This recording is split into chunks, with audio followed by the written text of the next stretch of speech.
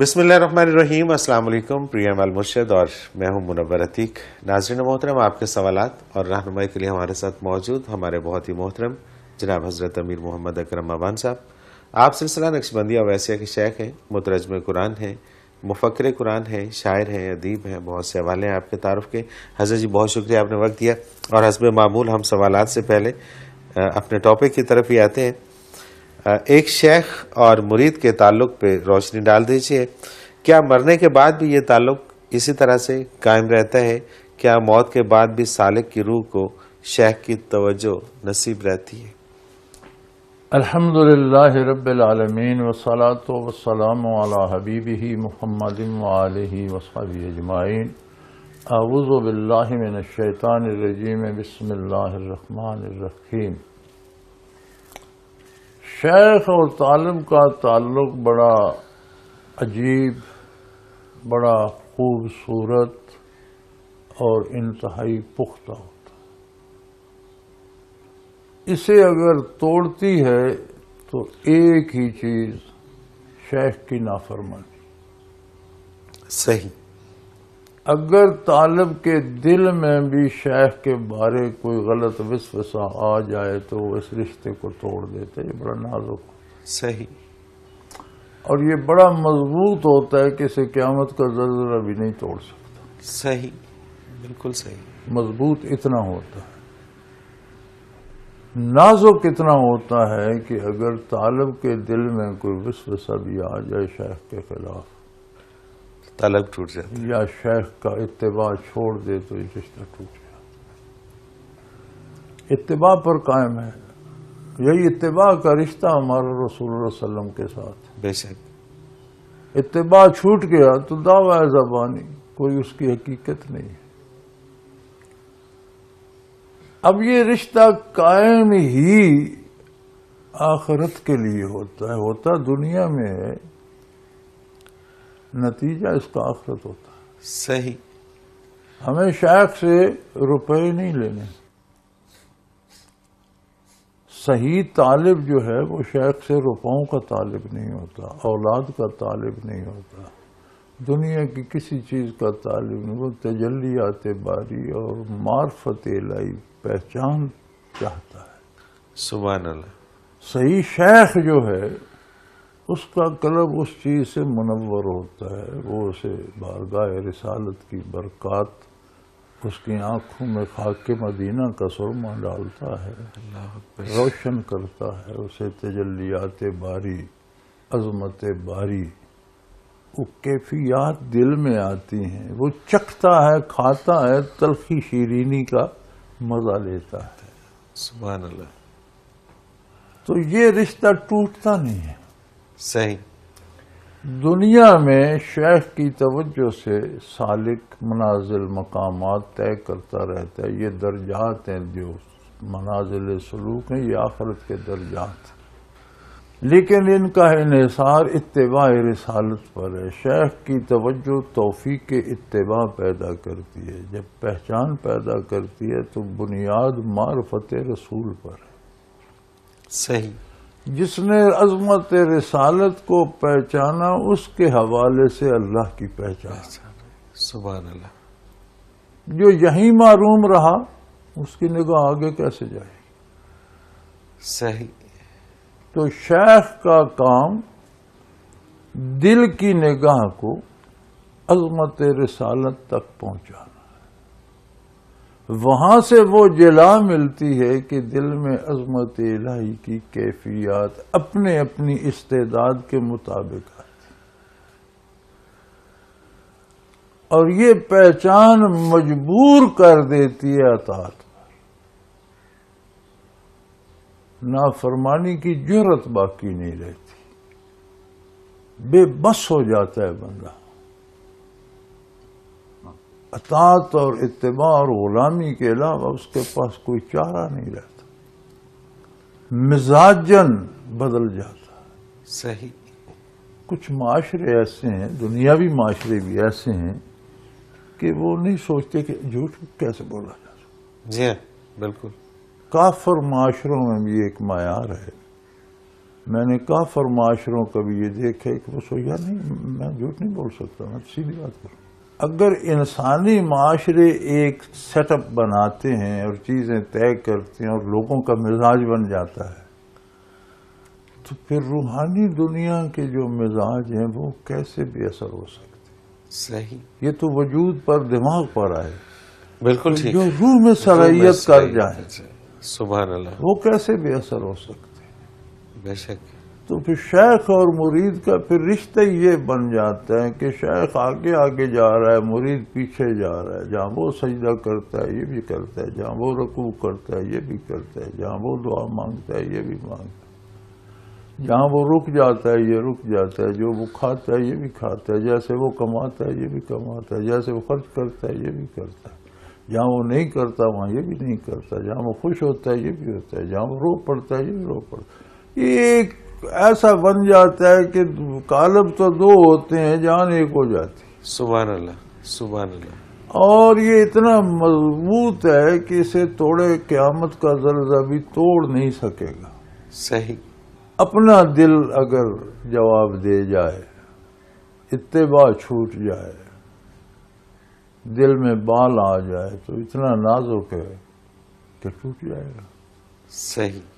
دنیاوی زندگی میں موت کے آنے تک برکات شیخ سے درجات بڑھتے رہتے ہیں، چونکہ اتباع کی توفیق نصیب ہوتی ہے. اور مدارج کا جو انحصار ہے وہ اتباع رسالت پر، اعمال پر ہے، کردار پر.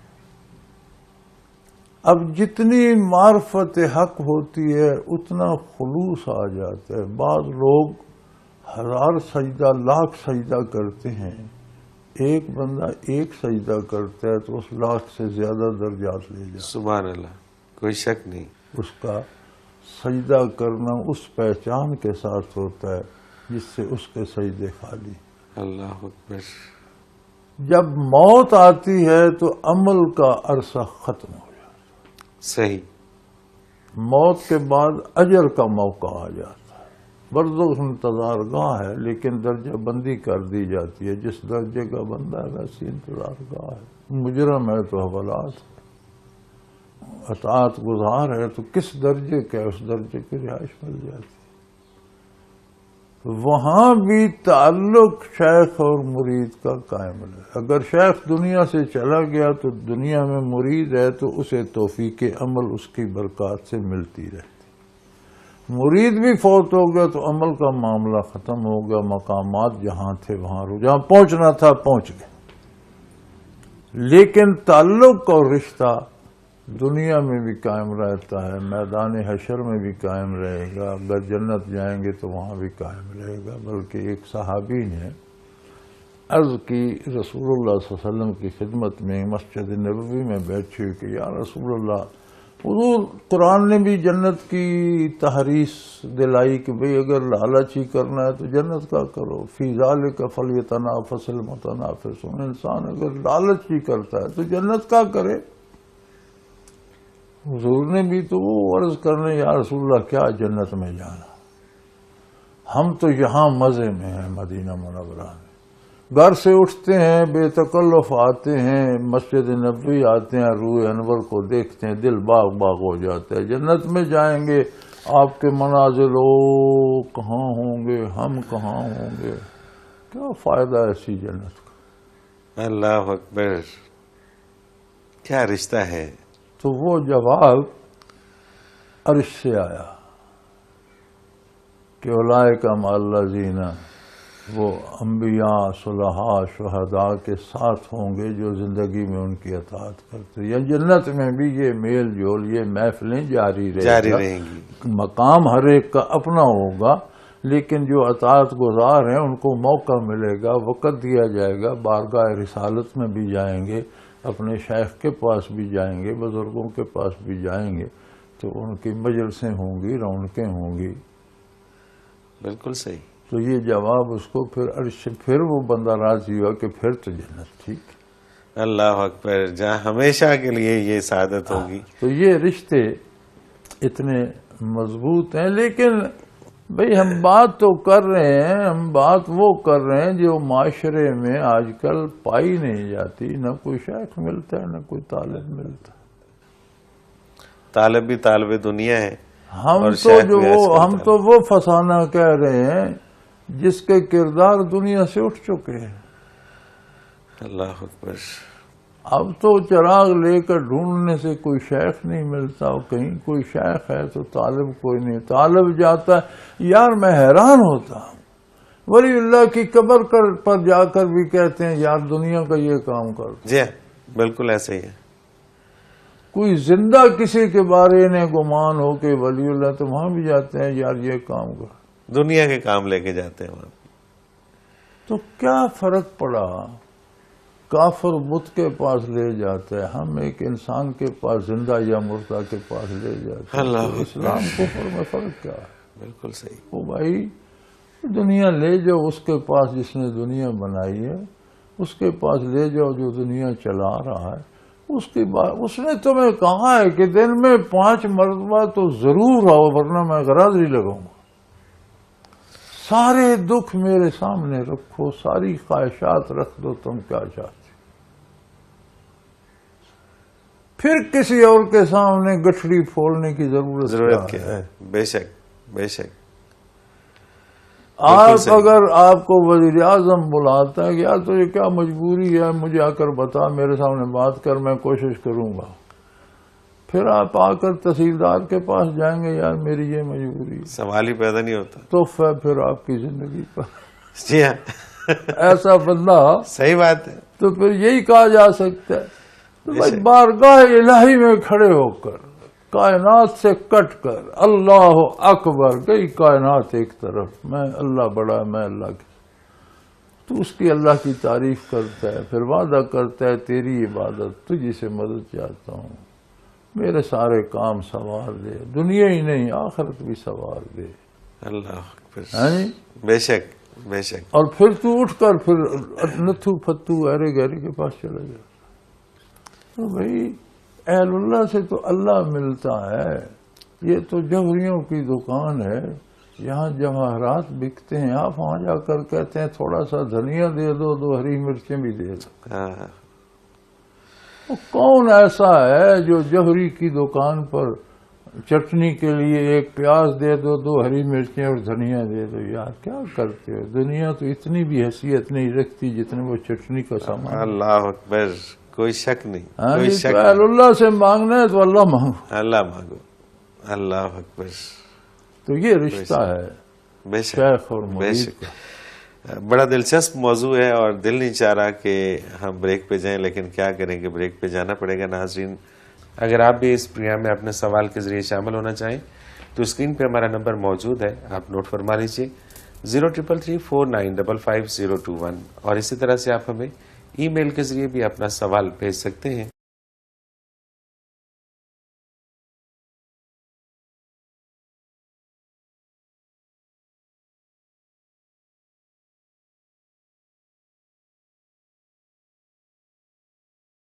پروگرام میں ایک بار پھر خوش آمدید ناظرین محترم، آپ کے سوالات اور رہنمائی کے لیے ہمارے ساتھ موجود ہمارے بہت ہی محترم جناب حضرت امیر محمد اکرم امان صاحب۔ حضرت جی، سوالات کا سلسلہ شروع کرتے ہیں کیونکہ کافی زیادہ سوال ہیں آج بھی۔ اللہ وسایہ ہیں قصور سے، یہ کہتے ہیں قرض دار ہو گیا ہوں، جتنی بھی کوشش کرتا ہوں قرض نہیں اترتا، کوئی ورد بتا دیں کہ قرض اتر جائے۔ میرے بچے بڑا اچھا وظیفہ یہ ہے کہ اپنا بجٹ بنائیں، اپنے اخراجات کو اپنی آمدن میں محدود کریں۔ صحیح۔ گوشت کی جگہ دال کھا لیں، دال بھی بجٹ میں نہیں آتی تو چٹنی سے روٹی کھا لیں، لیکن بجٹ اپنی آمدن کے اندر لے آئیں۔ یہی ایک وظیفہ ہے جس سے کچھ بچت ہوگی اور قرض اتر جائے گا۔ بالکل صحیح بات۔ محمد شریف ہے سرگودا سے، اگر گھر میں پریشانیاں ہوں تو کون سا ذکر کرنا چاہیے؟ پریشانیاں میری ان سے نہ کہنا، سنیں گے وہ جس دم پریشان ہوں۔ اللہ اکبر۔ میرے بچے، ہم پریشانیاں خریدتے ہیں، پریشانیاں خریدنی نہیں چاہیے۔ نہیں چاہیے۔ گھر میں زبردستی نہیں آتی، ہم جب اتباع رسالت چھوڑتے ہیں، جہاں جہاں سے چھوڑتے ہیں وہاں ایک پریشانی آتی ہے۔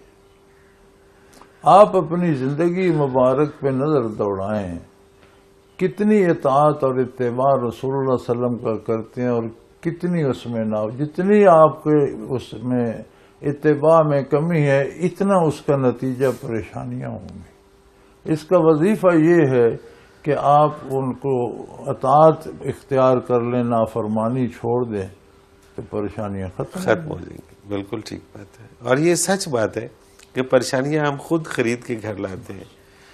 اپنے کردار کا نتیجہ ہوتا ہے، کردار نہ بدلو، جی ہاں، وظیفے پڑھتے رہو تو وہ نتیجہ نہیں، تو عمل پر آتا ہے، عمل پر۔ وظیفوں پر نہیں۔ ایک بندہ کھانا نہ کھائے سارا دن وظیفہ پڑھتا ہے، میں نے کھا لیا پیٹ نہیں بھرتا۔ بالکل صحیح بات ہے، بالکل صحیح بات ہے، اور اس کی بنیادی وجہ وہی ہے کہ ہم جب اپنی ضرورت سے زیادہ اپنے اخراجات کو بڑھا لیتے ہیں تو پریشانیاں آ جاتی ہیں، ضرورت سے زیادہ توقعات کسی وابستہ کر لیتے ہیں تو پریشانیاں آ جاتی ہیں۔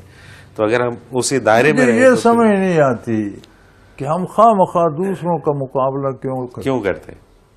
ہم اپنی حیثیت کے اندر کیوں نہیں رہے؟ حالانکہ جن کا مقابلہ ہم کرنے جا رہے ہیں پھر ان سے آگے اور مقابلے کے لیے پڑھے ہیں، پھر اور پڑھے ہیں، پھر اور، تو ساری زندگی ختم ہو جائے گی، ہمارے مقابلے ختم نہیں ہو سکتے۔ تو جہاں پر بھی آپ ہیں مطمئن ہو جائیں، اسی طرح زندگی تباہ ہو جاتی۔ بالکل صحیح بات ہے۔ خالد محمود ہیں جی گجرانوالہ سے، انہوں نے میری من پسند کا سوال بھیجا ہے جی۔ یہ کہتے ہیں حضرت جی کافی دیر سے آپ کی شاعری کی کوئی کتاب نئی منظر عام پر نہیں آئی، مہربانی سے اپنے کسی تازہ کلام سے مستفید فرما دیجیے۔ بچے، ایک تو بڑی عجیب بات ہے کہ میں نے بڑا عرصہ ہوا شاعری مجھ سے رہ گئی ہے، صحیح، میں نے نہیں چھوڑی، وہ مجھے چھوڑ کر چلی۔ صحیح صحیح۔ اس کی بھی کچھ وجوہات ہیں، میں پہلے کئی دفعہ عرض بھی کر چکا ہوں کہ بندہ جب اللہ کریم اسے کسی منزل کے قریب لے جاتا ہے تو وہ پیادہ ہو جاتا ہے، عام آدمیوں میں مل جاتا ہے۔ صحیح، تو شاعری ایک ہجر کی صدا ہے۔ صحیح، بالکل ٹھیک ہے۔ تو اگر کوئی امید وصل کی ہو جائے تو ہجر کی آہیں بند ہو جاتی، ویسے خوبصورت بات۔ ویسے یہ ختم نہیں ہوتی، کبھی کبھی کوئی نہ کچھ کہتا رہتا ہوں۔ میرا خیال ہے 300-400-500 غزلیں غیر مطبوعہ، نظمیں غزلیں غیر مطبوعہ پڑھی ہیں، وہ چھپانے کا ہی خیال نہیں کیا۔ صحیح، وہ پڑھی ہیں لکھی ہوئی۔ تو کل پرسوں بھی ایک غزل کہی ہے یہاں میز پہ پڑھی ہوگی۔ کبھی کبھی خیال آ جاتا ہے تو کوئی شعر موضوع ہو جاتے ہیں، پھر میں کوئی شعری جو ہے موضوع ان کو سمجھتا بھی نہیں ہوں، پتہ نہیں وہ اس میں قواعد و ضوابط میں پورے ہوتے ہیں یا نہیں۔ نہیں، بہت اعلیٰ ہوتے ہیں۔ بلکہ آپ کی ایک غزل تھی جس کو میں نے کافی ایسے شاعروں سے جا کے ڈسکس کیا تھا، تو اس میں کوئی خامی نہیں نکالی انہوں نے، اور وہ بڑے، مطلب اس وقت پاکستان کے بڑے شاعروں میں ان کا نام ہے اور وہ اس چیز کو سمجھتے ہیں۔ تو انہوں نے اوزان کے اعتبار سے، اس کے تخیل کے بس وہ اعتبار سے قدرتی درست آ جاتے ہیں، ورنہ مجھے اوزان آتے نہیں ہیں۔ صحیح صحیح، بس وہ پھر پرفیکٹ تھی جی۔ وہ منیر نیازی مرحوم کہا کرتے تھے کہ یہ لوہارا درکھانا مجھے نہیں آتا۔ صحیح، تو شعر بڑا غضب کا کہتے تھے۔ صحیح۔ تو آج کوئی جیسا کہ انہوں نے بھی گزارش کی ہے، کوئی کلام کا کوئی ایک شعر آج کا۔ پاس اپنے کیا تھا جو نچھاور کرتے،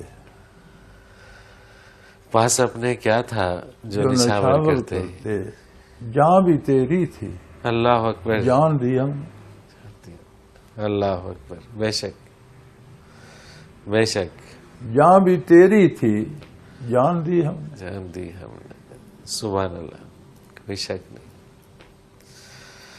آگے بڑھتے ہیں جی، اور سمینا زہرا ہیں کراچی سے۔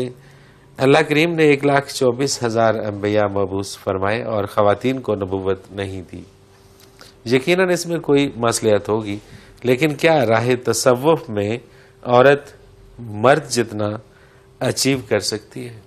سبحان اللہ۔ بچے، اپنا اپنا مقام ہے، ہر نبی کی ماں بھی عورت ہے، عورت ہی کی گود میں انبیاء پرورش پاتے ہیں۔ عیسیٰ علیہ السلام کے والد تو نہیں ہیں لیکن والدہ ضرور ہے، اور ہر نبی کی بیٹیاں بھی ہوتی ہیں، اکثر کی بیٹیاں بھی ہیں، بعض کی بہنیں بھی ہیں، یعنی عورت اور بعض کی بیویاں بھی ہیں، یعنی ہر روپ میں عورت نبی کی شریک کار ہے، ماں بھی ہے، بیوی بھی ہے، بیٹی بھی ہے، بہن بھی ہے۔ بالکل ٹھیک۔ بچے، عورت کا کام قیادت نہیں ہے، اہتمام ہے۔ صحیح، بالکل صحیح۔ قیادت کے لیے پیدا مرد کو کیا ہے اللہ نے، تو ہر ایک اپنا کام کرتا ہے۔ عورت جو کچھ مرد کما کے لاتا ہے، جو گھر بناتا ہے، اس کی حکمران ہے، اس کی امانت دار ہے، امین ہے۔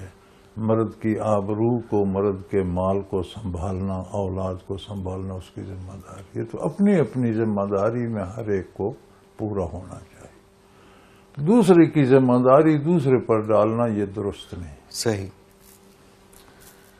جہاں تک منازل کا تعلق ہے تو عورت سارے منازل حاصل کر سکتی ہے، یہ الگ بات ہے کہ کرتی بہت کم ہے۔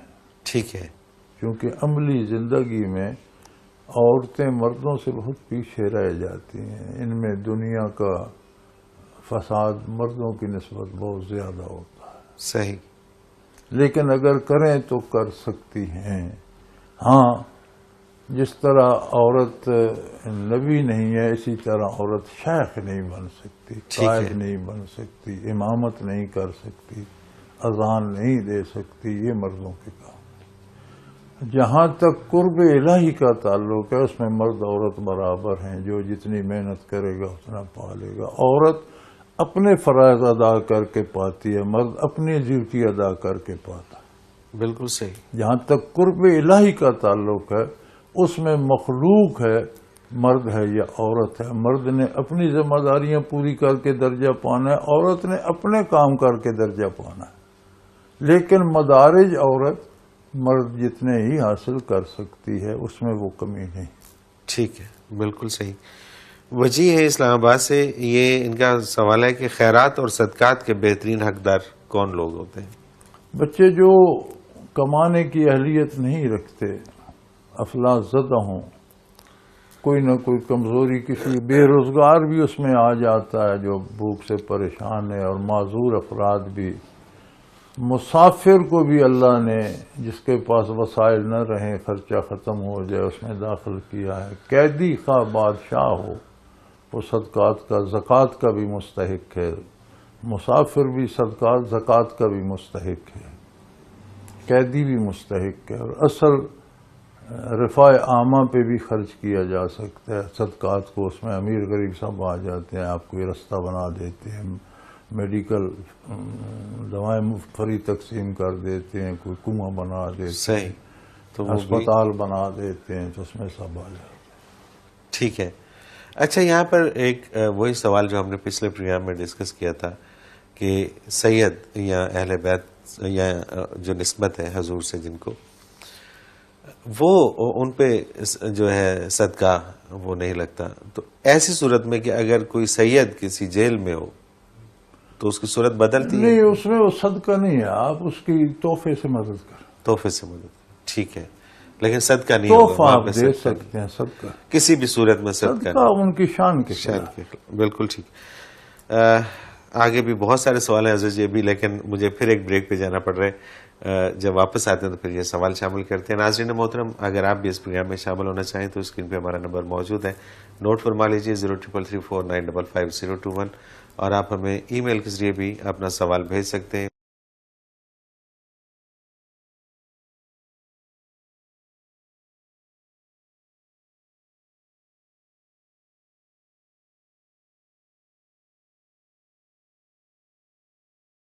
پروگرام میں ایک بار پھر خوش آمدید ناظرین محترم، آپ کے سوالات اور رہنمائی کے لیے ہمارے ساتھ موجود ہمارے بہت ہی محترم جناب حضرت امیر محمد اکرم مغان صاحب لیاقت ہیں فیصلہ آباد سے حضرت جی، اور ان کا سوال ہے کہ برزخ کیا ہے؟ برزخ بچے انتظار گاہ ہے موت سے لے کر قیامت تک۔ ٹھیک ہے۔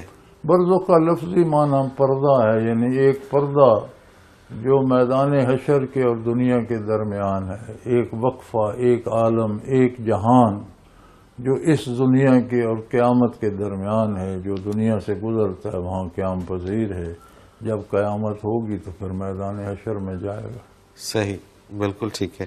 انہی کا دوسرا سوال ہے کہ تسکین روح کے لیے کیا عمل کرنا چاہیے؟ میرے خیال میں ہم اس کو بڑا ڈیٹیل آج کے سے پروگرام میں کافی جی ہاں۔ اس کو زیر بحث لا چکے ہیں۔ تسکین روح کے لیے میرے بھائی روح کو کچھ کھلاؤ پلاؤ، روح کا کوئی کام کرو، روح کو بارگاہ رسالت میں لے جاؤ، روح کو انوارات الہی اس کی غذا ہے، اس کی دوا ہے، ذکر الہی اس کی دوا ہے، غذا ہے، کرو۔ بالکل صحیح ہے۔ عمر حیات ہے ساہیوال سے، یہ کہتے ہیں کہ مجھے نماز کے دوران، یہ کئی دفعہ پروگرام میں ہم سوال کر چکے ہیں، دنیاوی خیالات بہت آتے ہیں نماز کے دوران، ان سے نجات کا کوئی طریقہ بتا دیجیے۔ بچے بڑی سادہ سی بات ہے۔ پہلی بات تو یہ ہے کہ ایک وقت میں دماغ انسانی ایک ہی بات سوچتے ہیں۔ اگر آپ یہ بات سوچتے ہیں کہ میں اللہ کے حضور کھڑا ہوں تو دوسرا خیال نہیں آئے گا۔ بالکل ٹھیک ہے۔ لیکن یہ بڑی قوت ارادی مضبوط ہو تب جا کر ہوتا ہے، آسان نہیں ہے۔ تو کم از کم نماز کا معنی یاد کر لیں، تو جب الفاظ ادا کرتے ہیں تو معنی کی طرف توجہ رکھیں، پھر بھی خیالات نہیں۔ صحیح۔ یہ بھی نہیں کرتے تو جو خیال آئے اسے سوچیں نہیں، اسے رد کریں۔ ٹھیک ہے۔ ہم جب کوئی وسوسہ آتا ہے تو اسے سوچنا شروع کر شروع دیتے ہیں، وہ بڑھنا شروع ہو جاتا ہے۔ تو کم از کم اسے سوچیں تو نہیں، رد کریں۔ صحیح، بالکل صحیح۔ اللہ وسائے ہیں قصور سے، یہ کہتے ہیں کہ ایسا ورد بتا دیں کہ نماز میں دل لگ جائے۔ بچے ذکر قلب بھی ایسا ورد ہے، سیکھیں، اللہ اللہ کریں، ٹھیک ہے، لطائف پہ انوارات آئیں گے تو دل لگ جائے گا۔ دل لگ جائے گا، بالکل ٹھیک۔ جب معرفت حق نصیب ہوگی تو آٹومیٹکلی دل لگ جائے گا۔ محمد امجد لاہور سے، یہ کہتے ہیں کہ اگر ہر مسلمان نے جنت جانا ہے اور اللہ تعالیٰ نے اپنے کرم سے سب کو معاف کر دینا ہے تو حساب کتاب اور جزا و سزا کی کیا اہمیت ہے؟ اللہ کریم کی اپنی مخلوق ہے۔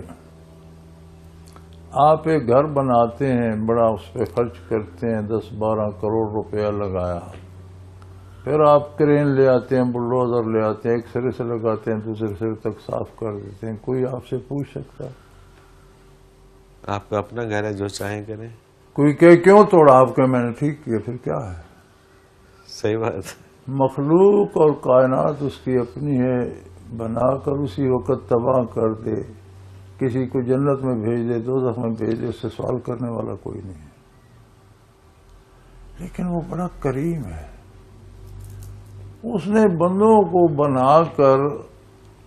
بنایا اس لیے کہ مجھے جانو، یہ استعداد دی، باقی مخلوق میں نہیں ہے، حتیٰ کہ فرشتے میں بھی نہیں ہے۔ وہ بھی حکم کا پابند ہے، حاکم کی طرف نہیں جا سکتا۔ اب کتنا آپ نے پہچاننے کے لیے کوشش کی، کتنی نہیں کی، وہ آپ کو بتائے گا۔ صحیح۔ کہ جب آپ جنت یا دوزخ میں بندہ جائے تو دوزخ والا یہ نہ کہے کہ یار مجھے زبردستی بھیج دیا، جنت والا یہ نہ کہے کہ مجھے میرے ساتھ زیادتی کی، میرا حق تو اور زیادہ بنتا۔ وہ بتائے گا کہ بھئی تو نے یہ کیا، اس کا یہ صحیح، اعمال نامہ سب کے پاس یہ ہے۔ تو نے کمایا، اب میں تجھے اپنی طرف سے عطا کرتا ہوں، وہ یہ ہے۔ سبحان اللہ، سبحان اللہ۔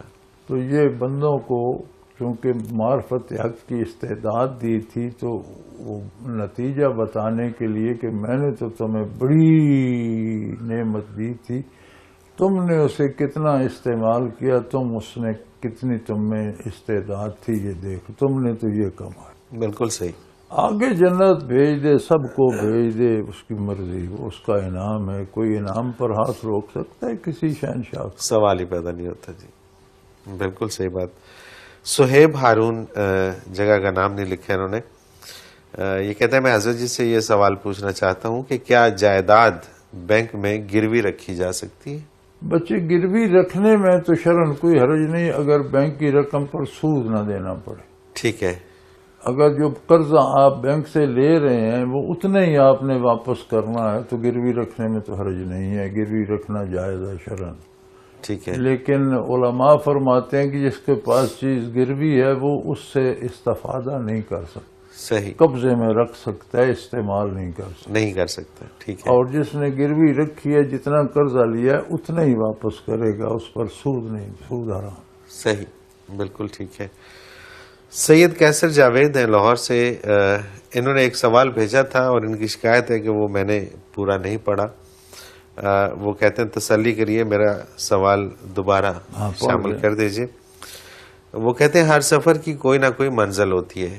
جب کوئی دنیا دار بندہ طریقت کی راہ پہ قدم رکھے تو اس کی منزل کیا ہونی چاہیے؟ دیدار باری یا کلام باری تعالیٰ؟ ان دونوں سے بڑی نعمت تو مجھے کوئی نہیں لگتی.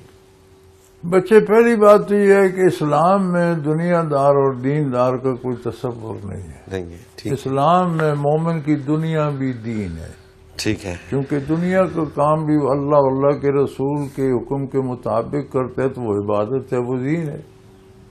اللہ کے رسول کی اطاعت ہی دین ہے. بے شک، وہ خواہ کام نماز روزہ ہو یا دنیا کا ہو.